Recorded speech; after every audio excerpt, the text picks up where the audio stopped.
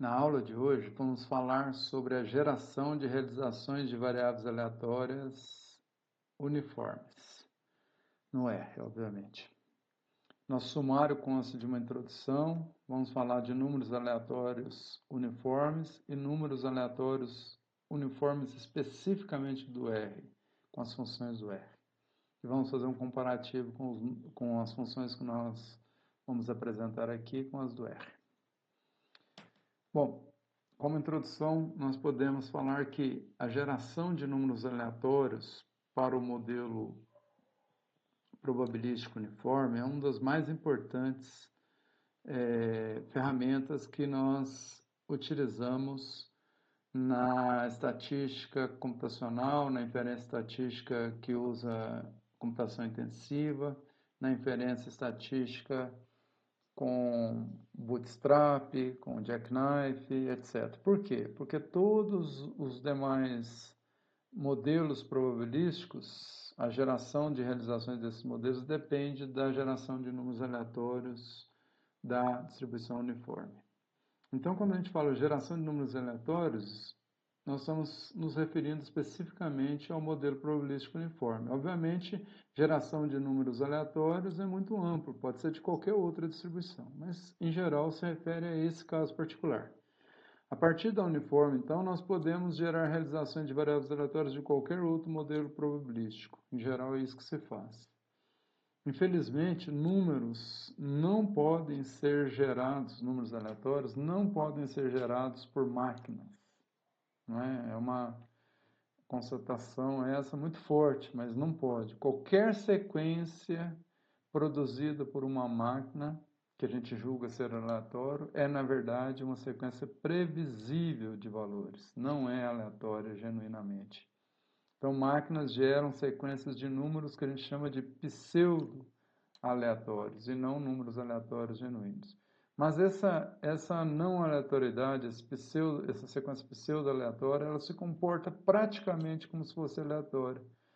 Então, se nós escolhermos um gerador bastante eficiente, não teremos problemas em considerar essa sequência previsível como se fosse não previsível. Né? Então, ela funciona como genuinamente aleatória, apesar de ser pseudo-aleatória. Os conceitos de números uniformes aleatórios e números aleatórios podem ser muitas vezes confundidos, aquilo que eu estava falando. Apesar de a gente falar números aleatórios, referindo-se ao uniforme, não é muito correto. O correto é falar números, realizações uniformes aleatórias, ou números uniformes aleatórios. Os números uniformes são aqueles provenientes da distribuição uniforme de probabilidade. E números aleatórios não uniformes são aqueles provenientes de outras distribuições de probabilidade. Outras, a normal, a gama, a beta, entre outras muitas que existem na estatística e na probabilidade. Geralmente, provenientes de transformações realizadas nos números aleatórios uniformes, é que esses números de outras distribuições são construídos. Então, nós geramos números aleatórios uniformes e, a partir deles, com operações, transformações nesses valores, obtemos realizações de variáveis aleatórias de outras distribuições não uniformes, como, por exemplo, a normal. Uma fonte, portanto, extremamente confiável para gerar números aleatórios uniformes determina o sucesso de métodos estocásticos de inferência e dos processos de simulação Monte Carlo. Se você tem um gerador não confiável, você terá problemas sérios com os métodos estocásticos de inferência e nos processos de simulação Monte Carlo. Eu lembro de uma vez ter um aluno que era um aluno especial, que era professor na universidade, da área de computação, e eles estavam usando um gerador muito de números aleatórios uniformes, não muito bom. E ele esperava alguma coisa, segundo a teoria que ele tinha desenvolvido, totalmente diferente dos resultados que ele estava obtendo. Quando ele percebeu, ao fazer o curso, que estava usando um gerador de números aleatórios muito precário, ele trocou o gerador com os conhecimentos que ele adquiriu aqui, tudo que ele esperava pela teoria passou a funcionar. Então, a fonte de números uniformes, como as demais distribuições são basicamente transformações dos números aleatórios uniformes, essa fonte tem que ser confiável para que a gente tenha sucesso na área de simulação em geral, né? Inferência estatística, usando a estatística computacional intensiva e os métodos de simulação Monte Carlo. Vamos para a seção 2, então, falar da geração de números aleatórios uniformes, amostras aleatórias da distribuição uniforme. Realizações das variáveis aleatórias uniformes. Nós não podemos falar gerar variáveis aleatórias, que isso é incorreto. A variável aleatória é como se fosse a fábrica. Essa fábrica produz produtos. Então, a variável aleatória não pode ser gerada. Apesar de inglês, né, os americanos usarem isso corriqueiramente. Mas o correto é chamar geração de realizações das variáveis aleatórias. Então, dos produtos das variáveis aleatórias, né, da fábrica, produtos da fábrica. Então, se eu falar geração de variáveis aleatórias aqui, entendam tecnicamente, corretamente, como sendo geração de realizações de números daquelas, né, de observações daquelas variáveis aleatórias, de amostras daquelas variáveis aleatórias que nós estamos tratando. No caso aqui, da distribuição uniforme, que vai ser nosso foco dessa aula do capítulo 2 da nossa apostila. Então, os números uniformes, eles se situam, em geral, entre 0 e 1. Nós podemos ter uniformes entre outras faixas, né, de qualquer intervalo dos reais, intervalo finito. Podemos produzir uma sequência previsível de valores, embora se comportem como aleatórios. Nós vamos fazer isso. Então, as nossas máquinas, como eu disse, não produzem números que não sejam previsíveis. Mas esses geradores que nós vamos construir, vamos dar algumas ideias para vocês, eles são tão bons que a sequência que você produz, no final, ela se comporta quase como se fosse genuinamente não previsível, genuinamente aleatória. Mas, de fato, não são. Mas isso a gente não precisa preocupar com esse detalhe, né? Se a gente usa um gerador bom. Esses números aleatórios uniformes é aqueles que têm densidade constante, né? Então, entre 0 e 1, o f de x é igual a 1 para todo x entre 0 e 1. E 0, caso contrário. Em vários programas de computadores, esses números uniformes são gerados utilizando um comando específico, né? Que é o random, ou comando similar. Por exemplo, em Pascal, a gente usa o random. O random, com o argumento n, n sendo um número inteiro, ele produz números inteiros, uniformes, então da distribuição uniforme inteira, né, para números discreta, números que eu chamei aqui de U, no intervalo que vai de 0 a n-1, incluindo o 0 e o n-1, mas não de 0 a n, de 0 a n-1, 1 a menos. Então, se eu ponho random 100, ele gera números entre 0 e 99, incluindo os dois extremos. Inteiros, no Pascal. Se a gente coloca simplesmente random, sem o argumento n, ele gera números entre 0 e 1. Por quê? Porque ele pega esse número gerado e divide por um número arbitrário lá, que é um valor muito grande, para gerar um número entre 0 e 1. Se o argumento n não for usado, né, o intervalo de geração será um intervalo dos reais entre 0 e 1, incluindo 0 e excluindo 1. Intervalo fechado à esquerda e aberto à direita. Qual o método que é usado em todos esses programas, compiladores, programas tipo SAS, R? Né? Por trás de todos os métodos, tem mais sofisticações aí, mas por trás de todos os métodos está um método básico chamado método congruencial. É dele que nós vamos falar agora. Então, o método congruencial é a base de praticamente todos os métodos utilizados na atualidade, inclusive no R, ele vai ser descrito aqui numa sequência de passos. Né? Então, vamos considerar números uniformes inteiros. O 1, uma sequência. O 2, o 3, que a gente espera que seja aleatório, e assim por diante. Entre 0 e m-1, onde esse esse M, essa quantidade M, representa um grande número inteiro. Né? Na linguagem de programação, a gente fala o maior número inteiro que a máquina pode guardar. Então, como os computadores começaram com o 32 bits, em geral esse número inteiro é da ordem de 2 elevado a 32 ou 2 a 32 menos 1. É um número gigante esse M aí. O número inteiro 2 elevado a 32 menos 1 ou 2 a 32, que é o máximo que uma máquina, que um compilador que está programado para utilizar a linguagem 32 bits consegue armazenar. Nós podemos gerar esses números utilizando então o método congruencial por meio da relação recursiva.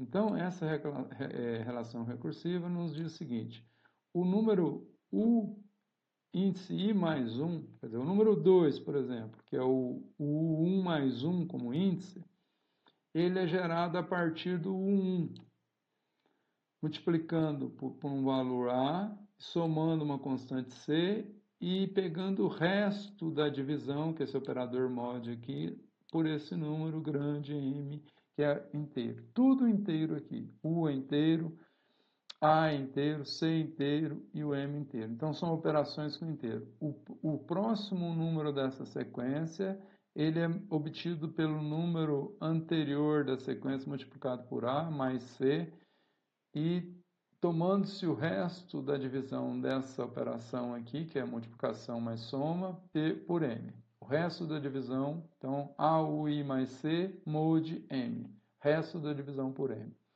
Esse M, ele é chamado de módulo, né? Porque é o valor que vai ser o divisor sempre nessa sequência. Esse número gerado, ele é usado como um número anterior, eu gerei o 2 e vou fazer a mesma operação para gerar o 3. O 3 vai ser o próximo argumento aqui para gerar o 4 e assim por diante. Eu vou sempre multiplicar o número gerado por A, somar C e pegar o resto da divisão. Esse número vai ser usado aqui para gerar o próximo. Gerando-se o próximo, ele vai ser usado aqui para gerar o próximo. E assim sucessivamente eu vou construindo. Veja que para gerar o primeiro, eu não tenho nada anterior. Então eu tenho que começar com um valor arbitrário inicial que a gente chama de semente. O zero, tá? Que é a nossa semente que nós vamos fornecer para iniciar a nossa sequência. Os operadores A e C aqui, né, são inteiros positivos também, como eu já disse, denominados de multiplicador, o A, e o C, incremento, respectivamente, portanto. A é o multiplicador e o C incremento. Ó, porque C é incremento porque está somando. A é o multiplicador porque está multiplicando o valor específico da semente, da sequência, para obter o próximo elemento. E o módulo M é esse maior inteiro que a gente conseguir.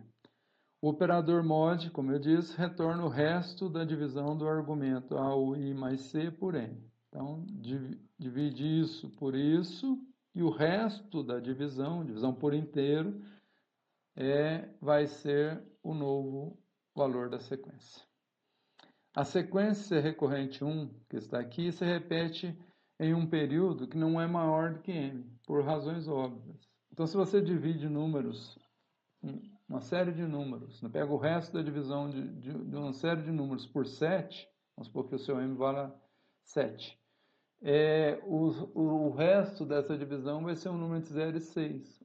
É a mesma coisa aqui. Então, o resto da divisão vai ser um número entre 0 e um número a menos que M, que é M menos 1.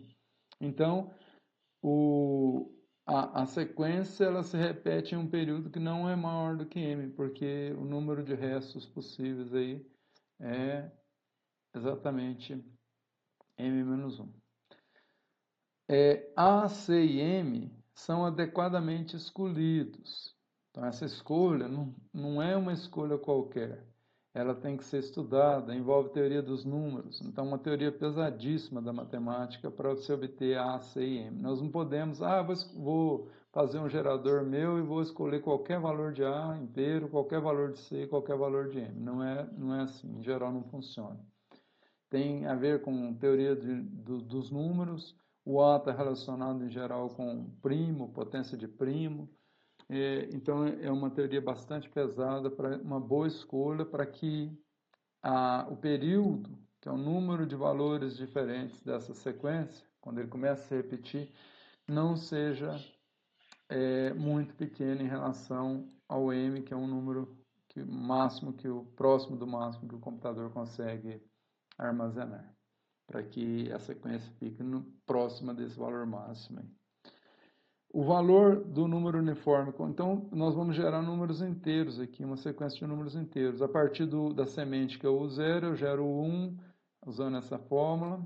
A partir do 1 eu gero o 2, a partir do 2 eu gero o 3, e assim eu vou fazendo a sequência, até o tamanho de sequência que eu quiser. Se eu quiser 100, eu faço isso 100 vezes, repito esse processo 100 vezes. Veja que são só operações de multiplicação, soma e divisão, né? Resto de divisão. Se eu quero, esses números são inteiros, portanto, para transformar isso em números entre 0 e 1, o que eu faço? Eu divido cada elemento gerado pela sequência, o 1 por m, o 2 por m, o 3 por m, e aí eu vou ter valores menores do que 1, e podendo ser alguns deles iguais a 0, caso algum desses valores da sequência dê 0.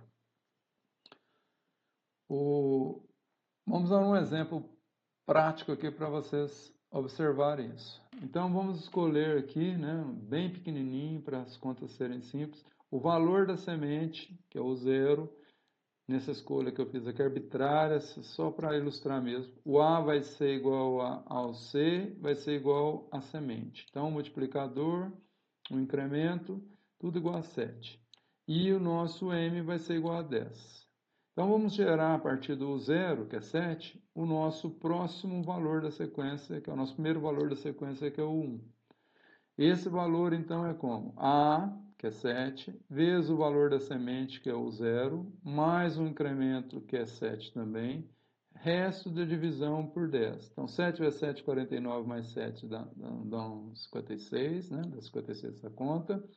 Resto da divisão por 10, você divide por 10 dá 5, e sobram 6. Então, o resto da divisão por 10, divisão de inteiros, é igual a 6. Não deu 5,6. Não, isso não é divisão por real, é divisão por inteiro. Com esse valor 6, no lugar do nosso UI aqui, né, que vai ser o nosso 1, nós vamos gerar o U2. Então, 6 vezes o A, 42, mais 7, 49. Resto da divisão por 10, 49 mude 10. 49 por 10 dá 4. 4 vezes 10, 40. Sobram 9. E aí, esse 9 vai entrar aqui no lugar desse 6 para gerar o 3. Então, vai ser 7 vezes 9 mais 7 mod 10, que vai dar um valor igual a 0. A hora que eu entrar com o valor 0, eu vou obter o valor 7. Aí, de novo, a sequência vai se repetir. Então, veja que na sequência está repetindo. 7, 6, 9, 0. 7, 6, 9, 0. 7, 6, 9, 0. E assim por diante. Então, verificamos que o período dessa sequência nossa aqui, pequenininha para ilustrar, ela é 4. Esse período é igual a 4, que são esses 4 valores aqui. Isso dependeu, obviamente, do valor da semente. Pode ser que eu obtenha um período maior do que 4. Se eu usar uma semente diferente, eu vou gerar potencialmente uma sequência diferente, e eu posso gerar outra sequência com outro período. No máximo, o tamanho dessa sequência é 9, né? Porque eu tenho um m igual a 10, nesse caso aqui. Nunca vou conseguir uma sequência maior que 9. Este método tem a desvantagem de ser correlacionado em série, né? Óbvio, porque o 7 está aqui, então tem um lag aqui, uma defasagem, mas esse valor se repete, o 6 se repete, então obviamente tem correlação serial. Os números, eles são serialmente correlacionados. É óbvio isso, né? Se o M, o A ou o C não forem cuidadosamente escolhidos, essa correlação pode comprometer a sequência gerada em série. Então, o que a gente espera é que, mesmo em sequências muito boas, vai existir essa correlação em série, mas ela é tão pequena, se você medir essa correlação em série, você vai ver que ela é tão pequena que ela não pode ser detectada por teste estatístico nenhum. O Prez et al. do livro Numerical Recipes em Fortran, C, tem várias versões, em Pascal. O Prez e colaboradores, né, eles propõem um prêmio de $1 milhão para quem provar que uma sequência que nós vamos apresentar aqui a seguir, que ela tem correlação serial, que ela não passa em algum teste estatístico específico, né, de ter correlação, de não ser genuinamente aleatória.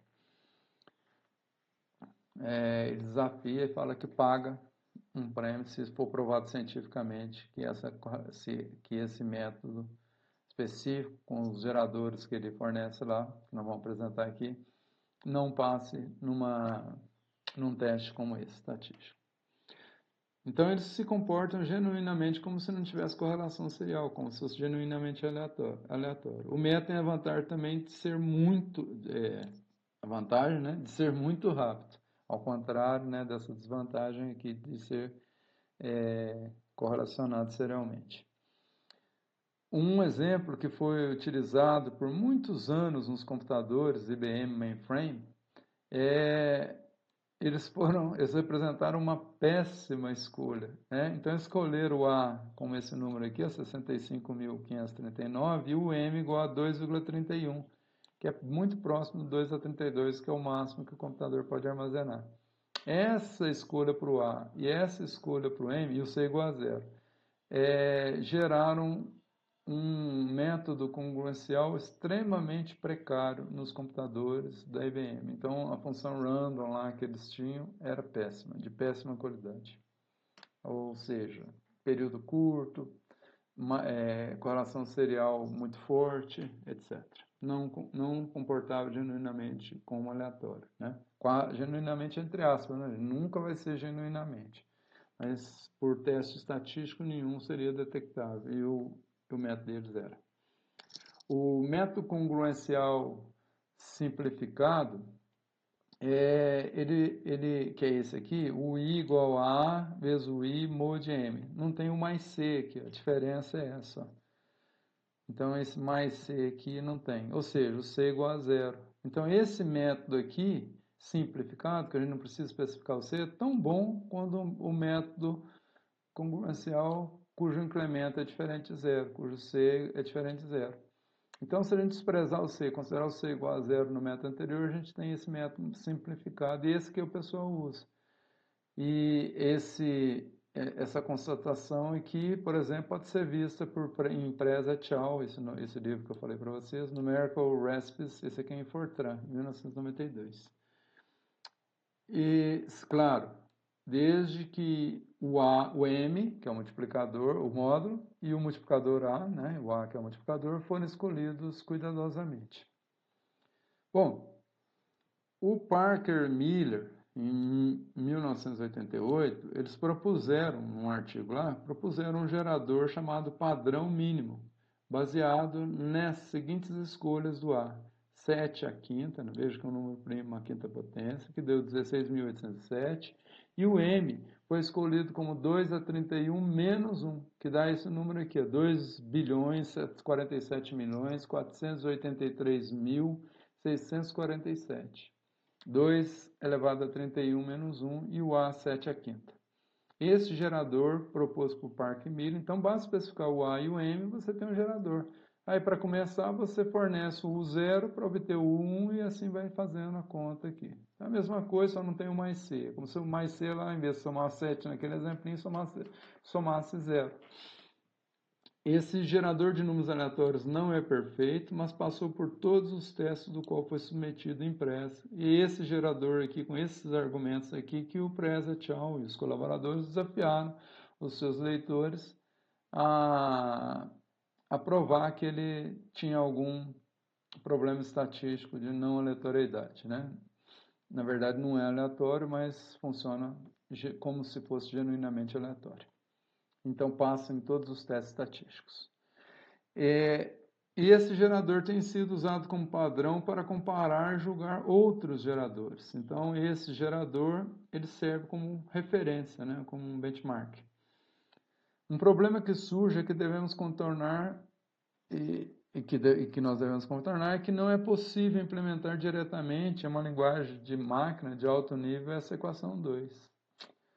Então, se nós estivermos implementando, nós estamos fazendo operações com inteiros de 32 bits, cujo máximo é 2 elevado a 32. A hora que eu obtenho um resto pelo valor m, que é esse número gigantesco aqui, o resto dessa divisão pode dar 2.147.483.646 no máximo. Um a menos que isso aqui, m menos 1. A hora que eu for multiplicar por A, que é 16.807, vezes um número próximo de 2 desse número aqui, do m menos 1, ou, né, do m, né, desculpe, ou do m menos 1, um a menos que esse aqui, se eu multiplicar esse número aqui por um número próximo desse, por esse número aqui, isso aqui vai passar do 2 elevado a 32. Vai estourar a capacidade de armazenamento de números inteiros do computador. E por isso, né, esse produto A vezes o I do gerador ultrapassa. Como que eu poderia fazer essa operação aqui, A vezes o I, resto da divisão por M, fazer essa multiplicação, dividir por M e pegar o resto dessa divisão para gerar o próximo número, sem ter esse problema aqui? Será que existe alguma mágica, uma matemática aí? Sim, existe. E esse truque foi devido a um tal de Schrage, 1979. Ele, para evitar que a multiplicação lá ultrapasse a categoria de 32 bits, veja que isso aqui era uma época que os computadores eram todos muito precários. Hoje a gente tem implementação de computadores 64 bits e tem inteiros com 64 bits, que armazenam muito mais. Mas a gente não pode implementar isso porque a gente está fazendo operações com inteiros, né? Então, nós devemos obedecer essas características. Não podemos fazer esse produto não podemos implementar isso diretamente, com o risco de, eventualmente, gerarmos sequências que não estão corretas. Bom, então, no algoritmo de Schrage, ele propõe fatorar o m desse jeito aqui, uma fatoração, né, que obviamente não é uma fatoração perfeita, porque vai ter um resto na divisão. Então, o m vai ser um A vezes uma quantidade que ele chamou de Q, a será encontrada, e se eu fizer o A vezes Q, o A, se for o Parker Miller aqui, vai ser 7 a quinta, esse 16.807. 16.807 vezes Q mais R tem que dar 2 bilhões, até 647. Então, como que eu acho esse Q e esse R aqui? Ó? Basta pegar a divisão, o resultado da divisão de inteiros, a parte inteira da divisão do M por A. Então, se eu dividir aqui M por A, esse número, por esse, pegar a parte inteira dele, eu vou achar o valor de Q, que nesse exemplo é 127.773. Veja que esse símbolo aqui, parece estar quebradinho na parte de cima aqui, é M sobre A, e esse colchete faltando na parte de cima denota a parte inteira do número Z. É uma notação para denotar a parte inteira do argumento que está aqui. Então, se eu tenho esse símbolo com Z dentro, denota a parte inteira do número real Z que está ali dentro. Se for 2,5, a parte inteira é 2. 2,8, a parte inteira é 2. 10,1, a parte inteira é 10. Então, esse Q, nesse exemplo, para esse operador, para esse gerador do Parker Miller, dividindo isso por isso, pegando a parte inteira, eu acho 127.773. Então, se eu pegar o A vezes o Q e subtrair do M, ou seja, o M mode A, o resto da divisão de M por A inteiro, eu obtenho esse R que está aqui, que é 2.836. Pronto. Com isso, qual que é o truque do Schrage? Essa conta aqui, para gerar o próximo, o que a UI mod M dá? Dá a UI mais 1. Então, a geração do próximo número aleatório, em vez de ser feita por essa conta da esquerda aqui, ela é feita por essa operação aqui. Então, vou pegar o resto da divisão do UI por Q, multiplicar por A, pegar a parte inteira da divisão UI por Q, que é o nosso semente, né, inicialmente, porque pegar a parte inteira e multiplicar por R. Faça essa diferença. Se o resultado dessa diferença for maior que zero, isso vai me dar o próximo número da sequência. Vai me dar o resultado dessa operação, que é o nosso I mais 1.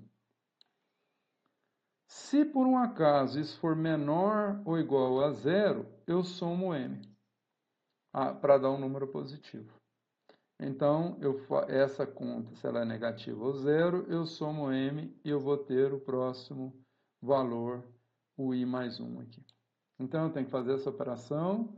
Isso aqui nunca, nenhuma operação dessa essa operação não estoura a capacidade de cálculo. Essa operação não estoura e a subtração não estoura a capacidade de cálculo dos números inteiros. Então, o número que vai dar é um número entre menos 2 elevado a 32 até 2 elevado a 32, fazendo essa conta aqui em cima. Se for negativo, eu somo M. Isso vai me dar o próximo I. Então, eu não preciso fazer esse produto de K, que pode eventualmente estourar a capacidade de armazenamento de números inteiros no compilador que eu estou usando, na linguagem que eu estou usando. Portanto, essa é a conta que eu devo fazer. Verifico se é zero, somo um M ou não se for zero. Só isso. E esse é o nosso gerador. Aqui tem um exemplo. O zero igual a 17, multiplico o A vezes o zero e pego a divisão por M. Então, esse valor me deu 285.719. E essa conta aqui, quem que é o A? 16.807, que é o 7 a quinta. 17, que é meu zero. Estou fazendo essa conta aqui. Mod Q, o Q? 127.773. Menos R, que é 2.836. O I dividido por Q? O zero dividido por Q, que é 127.773, 17 dividido por isso, divisão por inteiro, é zero. Né? Então, dá 0 vezes isso, sobra 17. Então, a divisão dá o inteiro zero. Então, fazendo essa parte aqui dá zero, multiplico por R dá zero, faço essa conta, veja que eu obtenho o mesmo valor que da operação feita diretamente. Portanto, isso vai me dar o 1. Então, em vez de usar isso aqui, essa operação aqui de cima, eu vou usar essa aqui de baixo. Se esse valor tivesse dado negativo, o que eu teria que fazer? Somar M. Somar 2.147.483.647. No R, como que a gente faz operações com inteiros? Para pegar a divisão, o resto da divisão de um número por outro, o operador mod, a gente usa por cento. Então, por exemplo, 7 por 3 é o resto da divisão de 7 por 3. Então, a divisão de 7 por 3 dá 2, sobra 1. Sobra 1. Portanto, o resto, se eu ponho 7 por 3, o resultado é 1 no R. Então, ele retorna o resto da operação entre dois inteiros. E se eu quero divisão por inteiro, se eu ponho lá 7 barra 3, ele vai fazer a divisão por real. 7 dividido por 3. Vai dar 2, alguma coisa. Agora, se eu faço por cento barra por cento, 7, por cento barra por cento, 3, ele vai pegar a parte inteira da divisão. 7 por 3 dá 2 e sobra 1. Então, ele vai me retornar 2. Retorna o resultado do dividendo para as operações com inteiros, né? de um inteiro por outro. A quantidade UI mod Q, ela pode ser simplesmente o resto da divisão de UI por Q. Simplesmente desse jeito. UI por cento Q. Então, o algoritmo final do gerador padrão mínimo, que eu chamei de GNA, gerador de números aleatórios, ele do Parker Miller, usando o artifício usando o Parker Miller com um artifício Schrader, 1979. Aqui tem um cabeçalho da função e eu separei aqui no slide porque aqui, em geral a gente põe explicações no alto da função. É como se estivesse aqui, ó, no alto. Eu separei para tentar colocar toda a função numa página só de slides para facilitar. Então, o cabeçalho é só explicações. É o gerador, padrão mínimo de números aleatórios de Parker, Miller. Então, tá tudo dentro, depois do joguinho da Vera, não do hashtag, mais moderno. Tudo é comentário. O R não interpreta isso. Fazer 100. Então, no nosso programa, esse 100 aqui vai ser igual a qualquer valor inteiro para iniciar a sequência. Então, vai ser nossa semente. O 100 não pode ser alterado entre sucessivas chamadas da sequência. Se o 100 for zero ou negativo, um valor depende do valor do relógio do sistema no momento da chamada e é usado como semente. Então, se o usuário passar um argumento 100, nós vamos ver, para a nossa função negativo ou zero, ele vai usar a hora do sistema para construir o nosso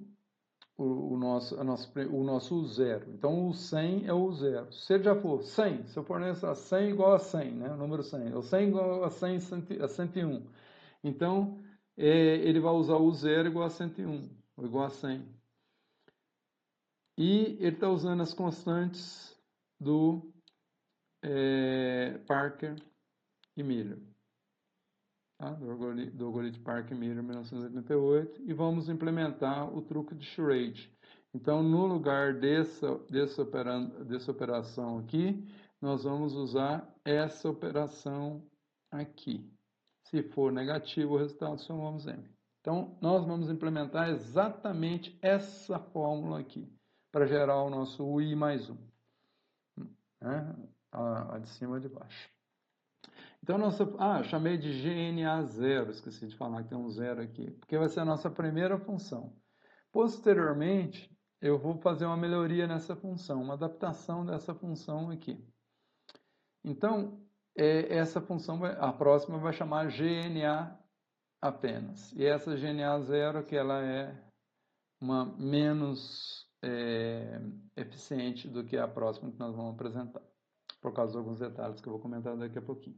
Então, GNA0 vai ser a nossa primeira função que nós vamos construir. Nós construímos algumas nas aulas passadas, mas essa aqui vai ser, de fato, a nossa primeira aula com construção de função, cujo objetivo é construir função com essa teoria do gerador congruencial que nós apresentamos, do Parker e Miller, com a alternativa do charade.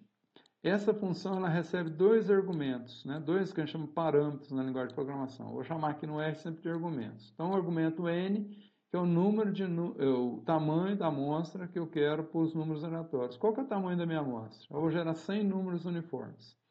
E o 100, que é o nosso zero da sequência lá. Então, é a semente inicial. É o que nós chamamos de U0 nas formas. Tá? O índice I com I igual a zero. Então, 100, e o 100 vai ser o nosso UI mais 1, como queira. Ele vai ser atualizado a cada passagem que nós fizermos o algoritmo. Então, eu comecei aqui com uma função dentro de outra função. Veja aqui, a GNA0 é uma função N100, e aqui eu abro uma chave. Aqui está o corpo da função, que a gente chama de escopo da função. E ela vem até aqui, ó, na outra página. Aqui terminou o corpo da função. Aqui está fora do corpo da função esse resto aqui, essas últimas linhas aqui, esse comentário e essas outras linhas aqui de comando. Então, a nossa função começa aqui GNA0 e termina quando eu fechar essa chave aqui. E aqui está o escopo dela, o corpo dessa função. Ora, o que eu fiz nessa função? Eu programei, talvez não tenha sido a melhor estratégia para começar, porque já começa com uma estrutura um pouquinho mais complicada, mas vamos lá. Eu programei uma função dentro de outra função. Então, dentro do corpo dessa função tem uma outra função, que eu chamei de GNU0, que é o gerador de números uniformes 0. E essa função tem um argumento só, que é o argumento 100, que é o mesmo que foi passado para a função original, principal ali. Então, tem uma função dentro do escopo da outra. O escopo dessa outra função é o corpo dela que está aqui. Ó. O corpo ou escopo da função. A gente chama de escopo, que é a linguagem técnica para isso. Então, nós temos valores, tudo que acontece aqui, né, atribuições que eu faço aqui, se eu tenho uma variável que chama 100 aqui, se eu modificar esse 100 aqui, o valor de 100 que eu passei não muda. Ele está dentro do corpo dessa função. Agora, se eu tiver um objeto, por exemplo, esse IM aqui, se eu modificar um IM, recebe alguma coisa aqui, esse IM que está aqui muda. Tá? Mas, vejamos. Se eu crio um K aqui, ó, esse K, se ele não for definido aqui, ele não vai existir fora do corpo dessa função. Essa função que está dentro desse escopo aqui da outra, da GNA0, a GNU0, está dentro do corpo da GNA0, ela pode usar qualquer um dos objetos que estão no corpo, ou qualquer um que está, né, no corpo da função, do escopo da função GNA0. Tá? Se eu for usar alguma outra coisa que não está aqui e que não está também aqui nos argumentos da função, eu tenho que criar esse objeto aqui dentro. Bom, então esses detalhezinhos. Então, como é que começa o nosso programa? O R ao rodar, isso aqui, quando eu chamar essa função, ele vai executar essa linha aqui. Então, essa função aqui dentro, ela recebe um argumento 100. Eu estou usando a notação do pres, então esse i aqui, tá, ele coloca lá para números reais. Tá? Números reais, números inteiros, ele põe na frente. Em vez de chamar só de A, só de K, ele põe IA, IK. Então eu segui a nomenclatura lá, que essa implementação que está baseada, não é igual ao que está lá no livro do Press, né, que ele propõe. Então essa função GNU0 aqui, ela implementa exatamente essa fórmula aqui, a fórmula 5. Ela é o nosso gerador congruencial com o truque do charade usando as constantes do Parker-Miller. É isso que ela faz. Então, essa função aqui faz tudo. O nosso objeto IK aqui, ele é o valor da semente dividida pelo Q. O Q ainda não foi implementado. Então, onde que ele vai buscar o Q se ela não está no argumento da função e não está aqui? O R busca no corpo do escopo anterior do qual o GNU está colocado. Tem algum IQ aqui? Ah, no corpo dela tem esse IQ aqui, então ele vai buscar esse valor de IQ aqui nesse corpo. E se não tivesse esse IQ aqui, ele buscaria no escopo mais global, fora do escopo da função, ele buscaria aqui, nessa parte que é o R. Se não achou aqui, aí ele dá erro, porque não tem IQ em lugar nenhum. Está fora do corpo da função, fora do ambiente R, então não acharia em lugar nenhum. Bom, então esse K aqui é o valor da semente, que é o nosso zero, dividido por Q, divisão de inteiros. Veja no nosso o zero dividido por Q. Então, nosso K é essa quantidade aqui, ó. Essa quantidade aqui, K. Chamei esse aqui de K na implementação. Depois eu vou ter que pegar o zero, que é o 100 lá, mode Q. Tá? O K, então, é divisão, parte inteira da divisão de 100 pelo IQ. Beleza. Então tem aquele colchete lá final da fórmula. Agora, a próxima semente, que é o nosso U1, vai ser o resto da divisão do U0 por Q, pelo Q, resto da divisão do U0 por Q, vezes o A, menos o R, vezes aquele valor que eu chamei de K lá. Vezes o A, que é chamado de A aqui, menos o valor do R, vezes o valor de K que foi calculado aqui. Então, o IK é um objeto que acabei de calculá-lo. O Q que foi usado, ele está no corpo da função GNA0. Então, ele vai buscar. É um escopo global, ele consegue fazer isso. O IK foi calculado. O IR aqui também está no corpo da função principal, que é o nosso R lá do resto do argumento do charade lá. O nosso IQ também está aqui, já mostrei. O nosso IA está aqui também, que é o nosso 7 elevado à quinta potência, que é esse número aqui, 16.807. Portanto, ao fazer isso aqui, eu estou fazendo exatamente essa conta aqui. Essa conta é igual a isso aqui. Se ela der negativo, eu tenho que somar o m. Então, tem que verificar se o resultado foi negativo, apenas isso.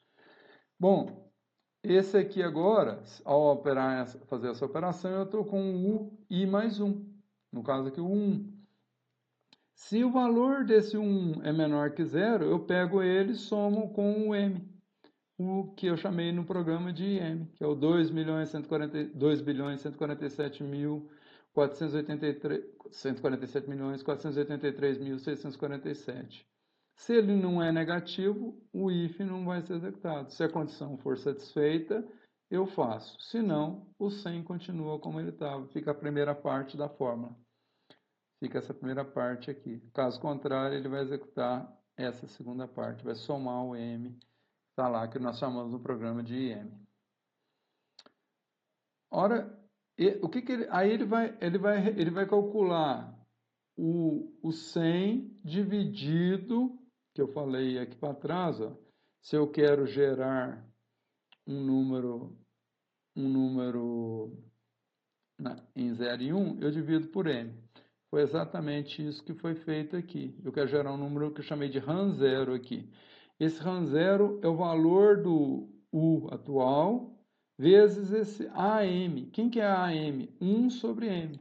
Então, o que eu estou fazendo? Eu estou dividindo o nosso U pelo M específico, ao multiplicar essas duas coisas. Então, esse número aqui é um número entre 0, podendo ser 0, até 1, excluindo 1. Converte, que a gente chama aqui em ponto flutuante, em real. E eu retorno na minha função, e eu criei aqui automaticamente, dentro da própria função, uma lista, cujo valor do primeiro objeto da lista vai chamar RAM0, para receber o número aleatório entre 0 e 1, que vai ser armazenado, vai ser o primeiro elemento da minha lista, e a nova semente, que é o nosso, eu tinha entrado com o 0, agora atualizei a semente para o 1. Então, a nossa nova semente vai receber o 1, que foi calculado aqui, ou atualizado aqui, se tivesse dado negativo essa operação primária aqui, que é aquelas duas fórmulas que estão lá, com o artifício do Schleich. Bom, retornando essas duas coisas, o programa vai, em algum momento ali na frente, vocês vão ver, ele vai chamar essa função de novo com um novo valor da semente. Ó. Esse novo valor, que é o 1, ele vai fazer as contas de novo, vai atualizar para o U2, vai retornar o U2, o programa vai pegar esse U2, vai chamar essa função de novo para gerar o U3 a partir do 2. E assim ele vai chamando. Então, em algum lugar do meu programa, ele vai ter que chamar essa função N vezes para reproduzir N valores da minha amostra de números uniformes que eu pretendo. E eu vou armazenar em cada chamada, não o valor da semente inteira, mas o valor dela transformada em números de 0 a 1, dividindo o resultado que deu do U pelo valor de M, que é esse valor aqui. Bom, aí a função, ao jogar no R, o R carrega essa função, mas ele não chama a função sozinho. Então ele vai carregar e dentro do escopo, dentro do corpo dessa função, vai existir isso aqui. Quando o R chegar aqui no final e sair, essa função GNU0 não estará na memória do R+, porque ela só existe temporariamente. Tudo que está no escopo de uma função, se não for retornado, não passa para o escopo superior. Então, essa GNU0 aqui ela vai ser criada temporariamente. Ao sair da GNA0, quando ele executar todas as linhas de comando aqui, sair aqui, ele vai, da função, né, que é esse último código aqui, pular para o próximo, ele automaticamente esse objeto deixa de existir. Ele só existe no escopo dessa função aqui. Só o que é a função retornar que vai existir no escopo maior da GNA0. Então, vamos ver o que ela retorna lá. Então, o R passa aqui, cria a função, essa função faz o algoritmo todo, o algoritmo está aqui. O resto agora é para especificar os valores necessários, determinar a semente, se o usuário entrou com o número 0 ou negativo, eu vou ter que pegar a hora do sistema, para passar por um primeiro valor de semente, para determinar nosso zero. Se ele já forneceu uma semente 100, então ele vai gerar a partir da semente 100, sem capturar a hora do sistema. E o resto aqui é para especificar as quantidades, etc. E chamar essa função N vezes e armazenar os valores e retornar o valor da amostra gerada, que vai estar nesse objeto RAM0 aqui em cada vez que for chamado. Eu vou ter que armazenar esses valores, RAM0. Bom, então aqui eu especifico o valor do A, que eu chamei de A no programa. Veja que tem um ponto e vírgula, então tem mais de um comando por linha. Lembra? Então, quando eu estou especificando coisas pequenininhas, não vai atrapalhar muito o código, eu posso pôr mais de uma coisa por linha. Em geral, é um código por linha. Aqui é um comentário, aqui o outro código, aí não precisa de ponto e vírgula. Mas se for na mesma linha, eu preciso de um ponto e vírgula. Especifico o valor do M, que eu chamei de M, então IM recebe essa constante. O valor do AM, que vai ser usado aqui, para fazer essa operação. Por que eu não especifiquei essas quantidades, se eu usei ela dentro dessa função GNU0, dentro do corpo da função? Porque toda vez que o programa chamar isso aqui, ele vai criar de novo essas variáveis, e isso vai perder tempo, nanosegundos, para criar essas variáveis, para fazer essa divisão. Então, eu vou perder tempo toda vez que chamar. Uma vez criado aqui, ele não precisa criar mais. Quando eu chamar aqui, essas quantidades já vão existir no escopo superior. Quando ele precisar do IA, ele vai buscar no escopo superior. Então, tem que tomar muito cuidado com R, que eu posso pôr no corpo de uma função, isso que eu estava dizendo inicialmente, né? No começo é muito difícil explicar isso, ele pode usar quantidades que estão no escopo maior. Mas se ele não encontrar, ele procura no escopo superior ainda. E vai subindo. Se já chegou no limite, lá não tem mais escopo para subir, então não achou, ele dá a mensagem de erro. Ó, tal objeto não existe. Então dá erro. Mas é possível fazer isso. Mas tem que tomar muito cuidado para fazer isso. Em geral, a gente deve fazer funções que estejam tudo encapsulado dentro dela. Mas essa função está encapsulada dentro do GNA0. Então, eu vou chamar ela várias vezes aqui e não há risco de eu modificar esses valores aqui mais. Então, eu continuo aqui, especifico o Q, que eu chamei de Q, e o R, que eu especifico com as quantidades que foram apresentadas ali para trás. O usuário, o CEN está aqui, ó, o argumento da função. Ele vai verificar se o argumento da função que foi passado para ele, se ele é menor ou igual a zero. O que acontece, que eu falei no cabeçalho, que se for menor ou igual a zero, vai usar a hora do sistema. Então, tem um comando no R, chama sys.time, uma função com S maiúsculo. Importante observar que eu tenho que manter letras maiúsculas e minúsculas com os comandos. Tudo que está aqui, se eu modificar, se eu colocar um I maiúsculo aqui, esse I minúsculo correspondente do IM aqui em algum lugar que tem um IM, não vai funcionar. Aqui é o IM. Não vai funcionar e vai dar erro. Então, se a semente for menor ou igual a zero, lá o usuário entrou com uma semente menos 1 ou 0, então ele vai vir para cá. Esse sys.time aqui, ele captura uma string com ano, mês, hora, minutos, segundos,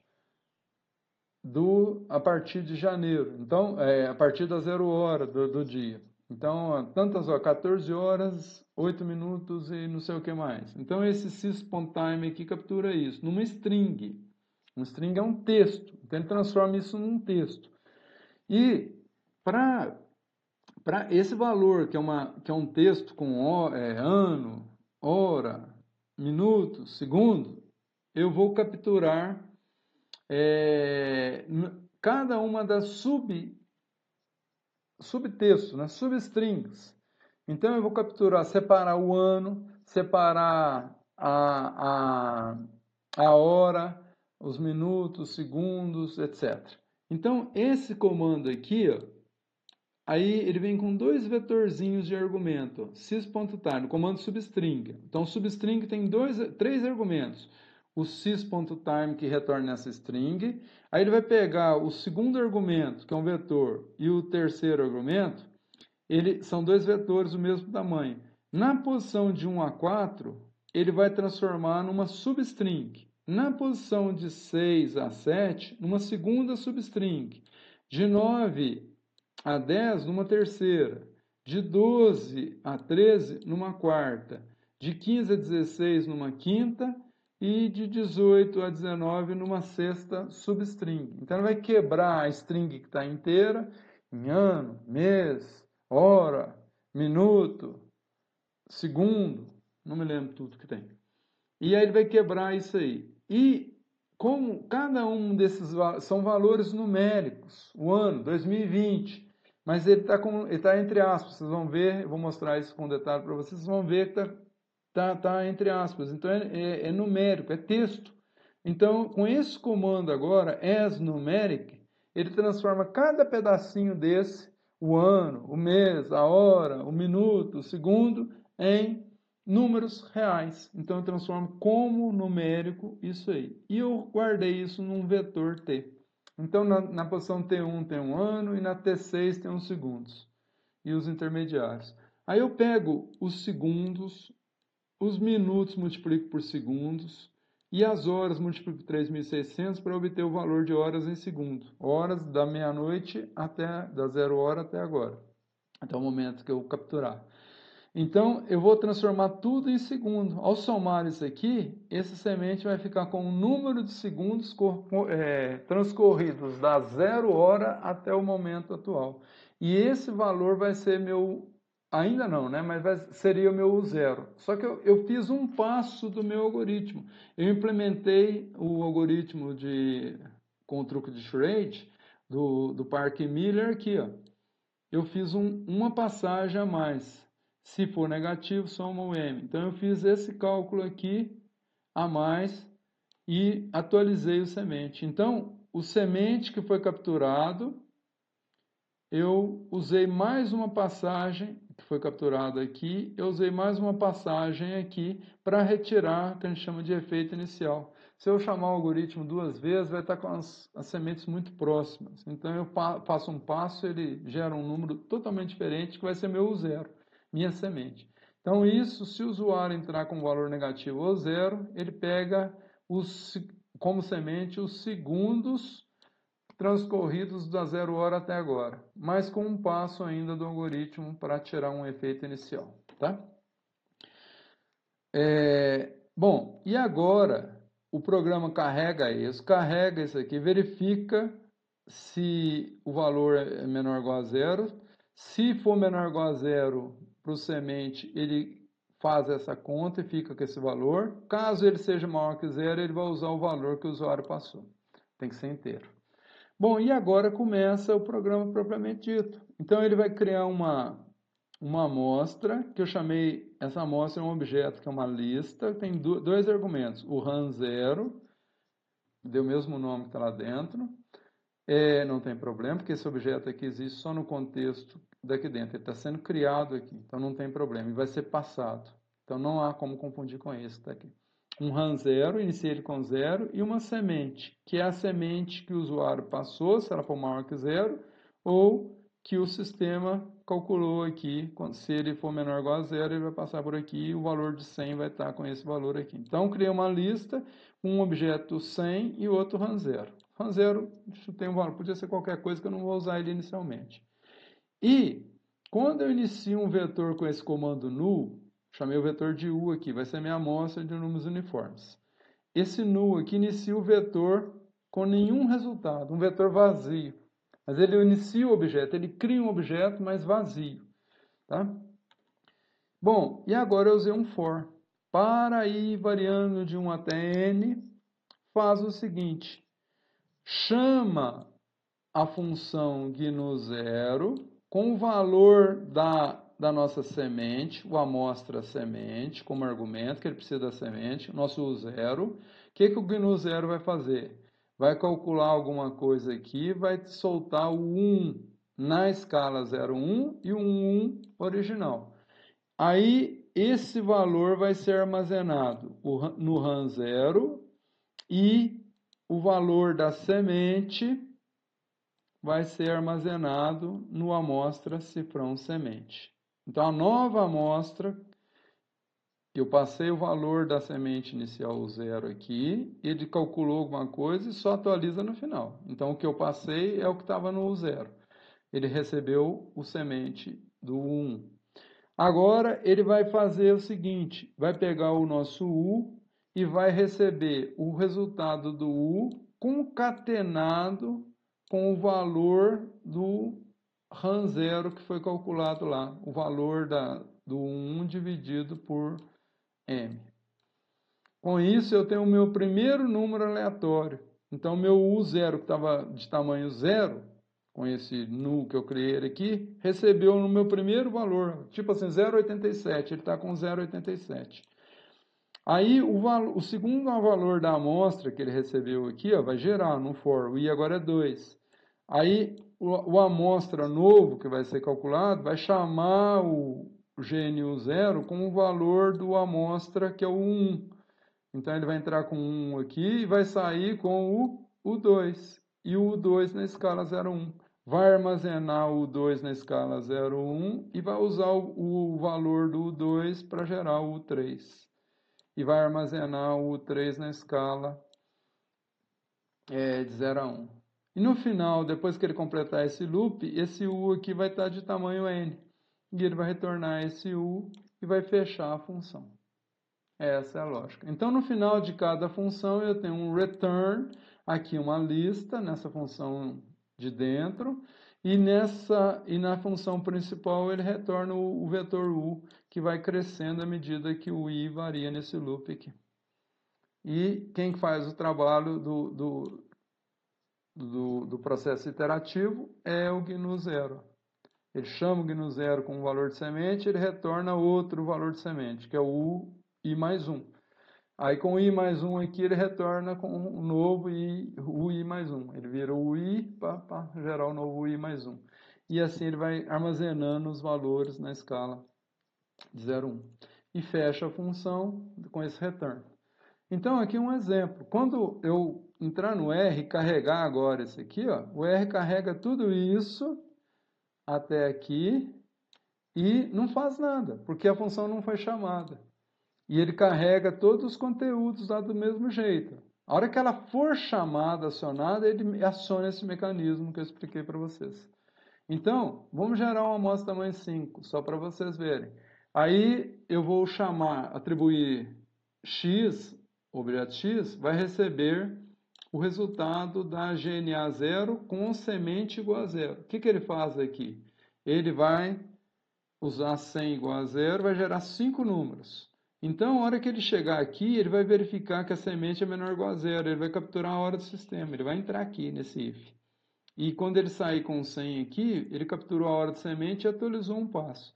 Depois ele vai rodar isso aqui 5 vezes para guardar os valores de U. E vai jogar esse vetor para o x. Quando eu sair desse GNA 0, não existirá U mais, só x. E aqui um exemplo. Eu vou capturar a semente de novo com a semente sistema. Eu vou gerar 30.000 valores usando GNA 0 e vou usar o comando system.time para ver quanto tempo que o sistema gasta. A gente usa o primeiro argumento, são 3 tipos de tempos aqui. Quanto tempo que ele gasta para gerar 30.000 números aleatórios dessa função GNA 0. Ele vai gerar 30.000 valores e vai computar o tempo dessa geração. Então vamos lá no R para eu mostrar para vocês especificamente como que funciona isso aí. Eu vou fazer o que a gente chama de depuração. Então eu vou criar um N aqui embaixo. N recebe 5 e o meu 100, que são os argumentos da função. Eu vou, como se eu tivesse passado. Eu vou entrar no corpo da função para fazer isso. 100 recebe 0. Então, quando o R começa a rodar, veja, ó, aí passou a existir a função, o N, o 100 e a função GNU0. Está aqui do lado direito, ó, tá? Essa função aqui. Abri ela aqui. Ele abre numa outra janela, se eu clicar 2 vezes aqui. Bom, aqui agora ele cria os objetos IA, IM, AM, tá lá. AM, IA, aqui ó, 4,65 vezes 10 a décima, negativo. Isso é 1 sobre aquele valor aqui, 1 sobre isso dá isso. Bom, vamos fazer um passo disso aqui, só para vocês verem como funciona. Vamos aqui. O Q, o nosso Q vale 127.773. E o nosso semente, semente está com 0. Vamos calcular a nossa semente aqui primeiro, perdão. Vamos fazer essa parte. Eu não vou calcular passo a passo. O nosso system.time, tá vendo? O system.time é uma string, tá entre aspas. Então, na primeira posição, segunda, terceira e quarta, está o ano. Então, da posição 1 até 4, ele vai capturar o ano. Depois, na posição 5, tem um hífen, então não vou querer. Então, o mês, que é o 11 aqui, começa às 11. O mês 11 começa na quinta posição. Então, desculpe, 4, 5, na sexta posição. Então, ele vai começar na sexta e terminar na sétima. Então, ó, 6, 7. Aí, na oitava posição, um if de novo. Então, eu vou começar na nona para capturar o dia, que é dia 17. Então, nona até a posição 10. Então, ele vai capturando a substring. Agora, ele pula um espaço. Esse espaço é a 11ª posição. Então, é na 12ª até a 13ª. 12ª até a 13ª. Início, fim. Ele captura as horas. Depois, na posição 15 a 16, os minutos. E na posição 18 a 19, os segundos. Esse valor aqui, menos 003, eu não sei o que é, porque não me interessei, então não estou capturando. Então, quando eu faço... Agora vai mudar um pouquinho a minha hora, porque é questão de tempo, né? Já gastei um tempinho aqui com vocês. Então, se eu pegar aqui, qual parênteses? Esse aqui, deixa eu ver se tiver erro, vai me dar erro. Acho que é aqui. Não, tá certo, então.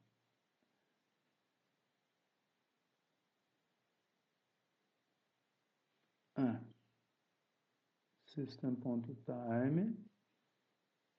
Acho que é aqui mesmo, peraí. Não, perdão, gente. Tá no substring aqui. Tô vendo, tem uma coisa errada aqui. Agora,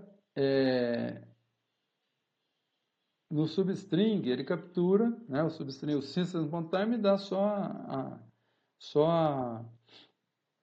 o objeto ano, tal, string. E agora o substring aqui, vocês vão ver, ó, ele capturou o ano, o mês, o dia, a hora, tudo como string, tudo entre aspas.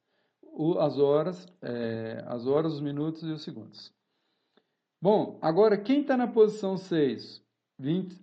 Quando eu faço isso aqui agora, ele me transforma isso em...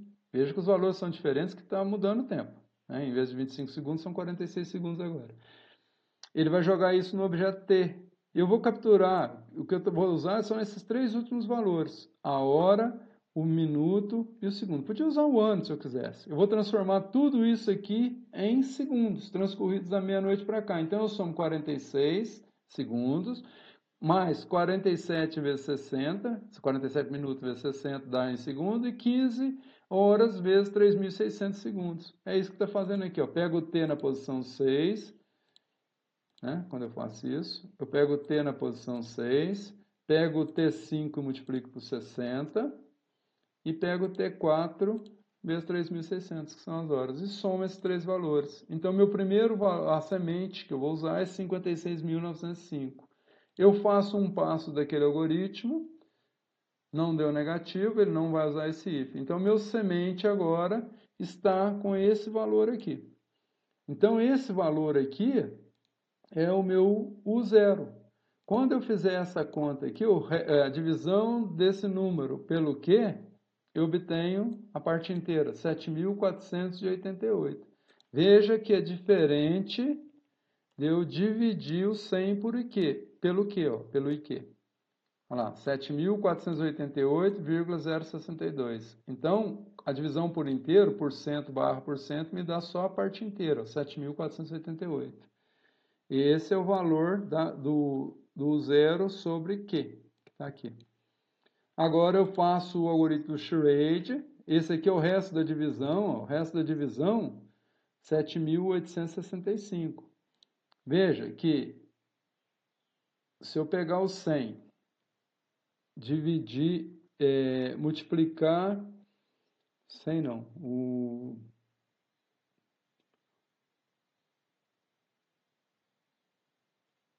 se eu dividir, se eu pegar essa parte aqui, 0,62, e multiplicar pelo 100, eu vou ter esse valor inteiro. Eu não vou fazer isso aqui não.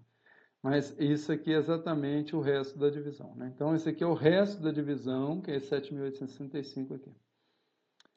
Então, fazendo o algoritmo, 100, opa, não criei o IK aqui, IK, 100 é atualizado, não, aqui eu acabei mexendo, perdão, gente, porque eu já mudei os valores lá de 100 e atualizei, não saiu certinho igual eu queria não, mas aqui é só para mostrar. Não é negativo, então ele continua com o mesmo valor, ok?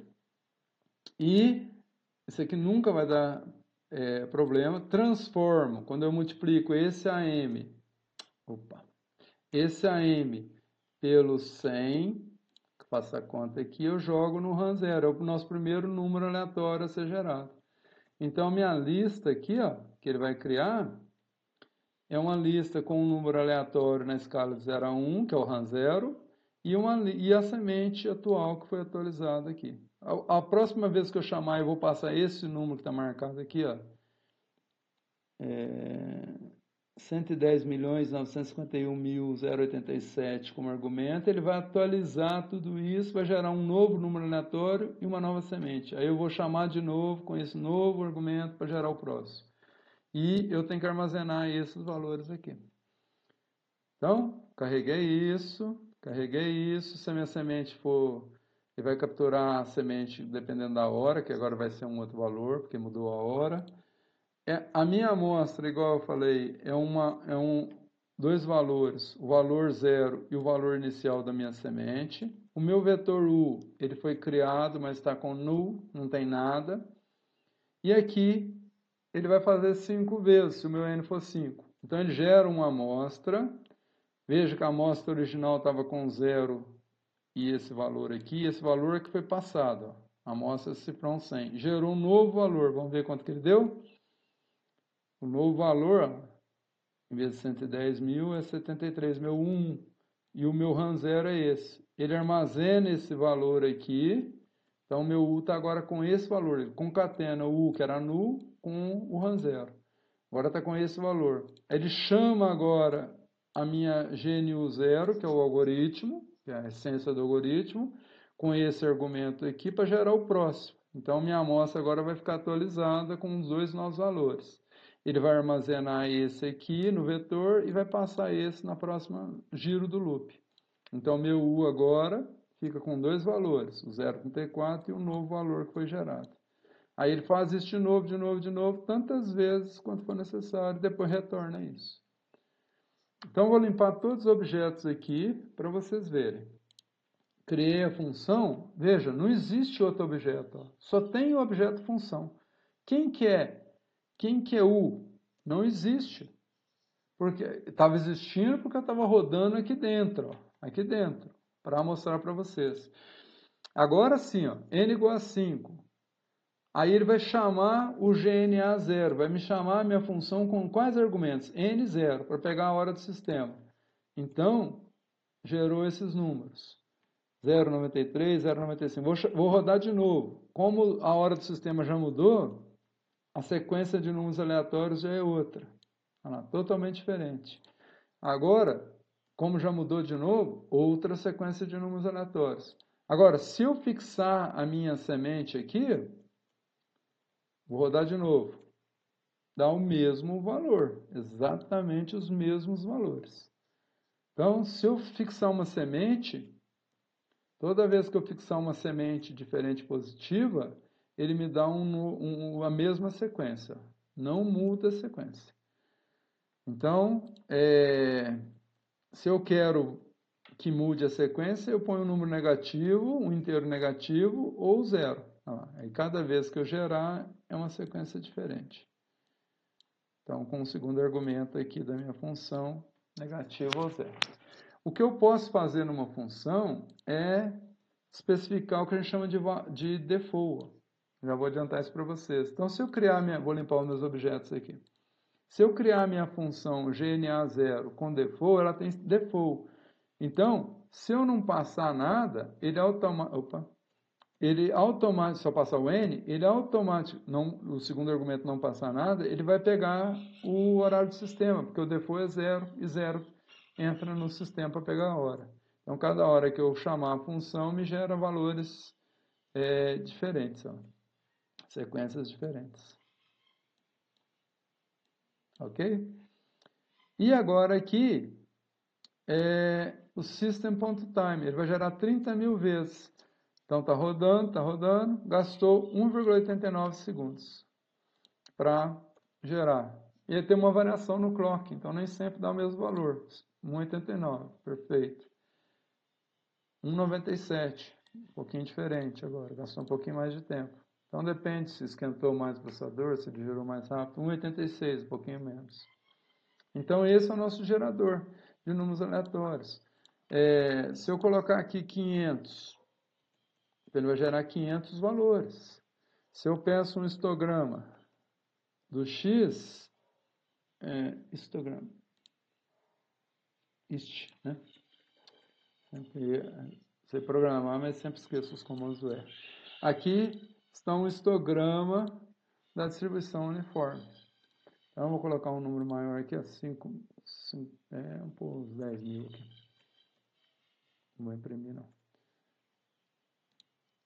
Então, a distribuição uniforme. Vamos gerar outra amostra.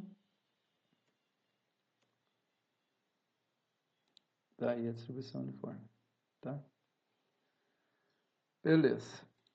É claro que é aleatório, tem oscilações. Voltando ao nosso slides, a função GNA0, que é o gerador de números aleatórios, mínima, ela retorna um número real entre 0 e 1. Então, os valores que são gerados são números entre 0 e 1. Se eu coloco n valores, ele vai gerar n valores entre 0 e 1. As variáveis têm precisão dupla, né, que é a double. O R trabalha com duplo. Então, na faixa de 5 vezes 10 a menos 324 a 1,7 a 300 elevado a 10 vezes 10 a 308. Ocupa 8 bytes de memória e tem 15 a 16 dígitos significantes, né, de precisão. O valor da semente definido pelo usuário e declarado na função como parâmetro de referência, né? Então, o argumento da função é o que a gente chama na computação de parâmetro de referência. Então, eu posso por default, igual eu mostrei para você, se eu coloco 0 e não especifico, ele assume o valor 0 para a semente. Se eu entrar com o número inicial 0 negativo, a função pega a hora do sistema lá e usa a hora, minuto, segundo para converter e faz um passo do algoritmo, né? Do algoritmo de Charade lá. Esse comando aqui, run 0 e 100 aqui, ele passa o valor de amostra para o resultado da função em uma lista, contendo o novo valor da semente e o número aleatório run 0 gerado, né, igual nós vimos. A rotina é iniciada com valores de n de semente fornecidas. Se eu não quiser fornecer valores da semente, com aquela mudança que eu fiz na função, é possível. Então, eu não preciso passar o segundo argumento, porque eu pus default. A partir desse ponto, o programa deve chamar reiteradas vezes a função GNA0, que retorna o valor do número aleatório 0 e 1. Nas sucessivas chamadas dessa função, o valor de semente é sempre igual ao valor do último passo. Eu estou falando aqui coisas que nós fizemos lá. E o período que é o mais importante aqui, o período dessa função, gerador de números aleatórios padrão mínimo, né, que é o GNA 0, que nós implantamos com esse nome, é da ordem de 2 elevado a 31. Então, é um pouquinho mais de 2 bilhões de valores para a sequência se repetir. 2,150 milhões para a sequência se repetir. Então, gera 2 bilhões de números aleatórios. É grande? Não é. Né? É grande o suficiente para nenhum teste estatístico detectar que isso não funcione como se fosse genuinamente aleatório. Mas não é genuinamente aleatório. Então, se eu usar um gerador desse, por exemplo, eu vou falar posteriormente, para gerar números, para fazer chave em criptografia, eu estou lascado, porque eles vão quebrar minha chave fácil, com um gerador pequeno como esse. Então, a criptografia, não sei se você sabe, é baseada em números aleatórios uniformes. E eu preciso de um bom gerador. Esse gerador é excelente, ele é o de referência, que todo mundo é comparado com ele, é o benchmark. Mas ele tem deficiências, né? Ele pode ser usado para a maioria dos propósitos práticos. Então, como já salientamos, o gerador padrão mínimo de números aleatórios ele possui duas limitações, sequência curta e correlação serial. Se for, por exemplo, com a finalidade de gerar números para criptografia, pode existir. E a correlação serial ela passa em quase todos os testes.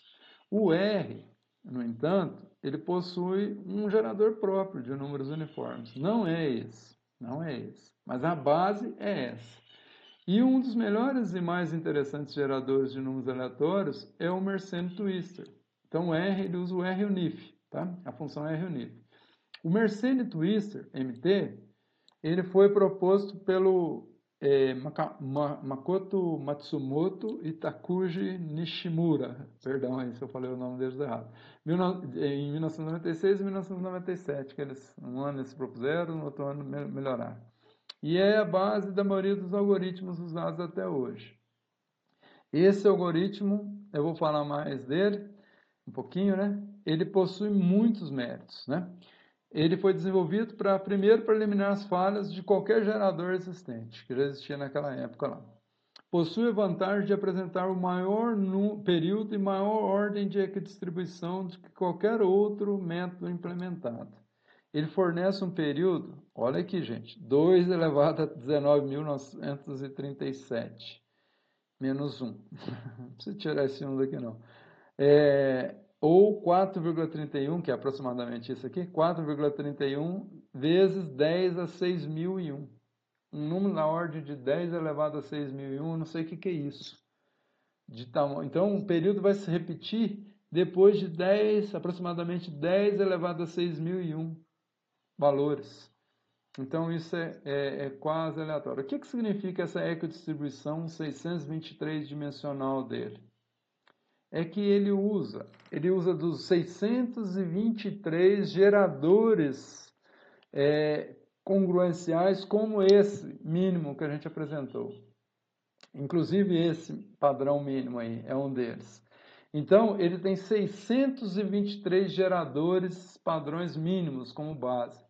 Então, um número aleatório é para pular de cadeia. Imagina 623 linhas. Um dos números aleatórios que ele usa no processo é para migrar de linha entre as 623. Escolhe uma das linhas aleatoriamente. Ao pegar essa linha, ele aplica o método congruencial a partir do número que tinha sido gerado anteriormente para gerar o próximo número. Então, ele fica que nem um macaquinho, pulando de linha em linha e usando o gerador específico daquela linha, com as constantes A e M daquela linha. E com isso ele gera esse período todo. A repetição dele, né, o período é gigantesco. Vai ter repetição numa escala dessa. Então, esse algoritmo aqui é o padrão do RUnif. Tem outras opções no RUnif, mas o RUnif, por default, usa o Mersenne Twister. Então, além de ser disso, ele é um dos mais rápidos geradores existentes, porque ele tem código em Assembler, que é a linguagem de máquina, implementado nele. E usa muito eficientemente a memória também. E quem quiser programar um algoritmo desse tem que usar o Mersenne Twister. No Sysvar, por exemplo, eu uso o Mersenne Twister. Eu vou fazer uma versão usando o apply, mas eu vou deixar para a próxima aula. Vou quebrar essa aula em duas para não ficar muito cansativo. Vou dar o resto dessa aula na sequência de uma próxima aula com esses detalhes todos. Então, até lá para a gente ver a versão usando o apply. Para a gente evitar os loops, eu volto a falar disso. Então, até a próxima aula.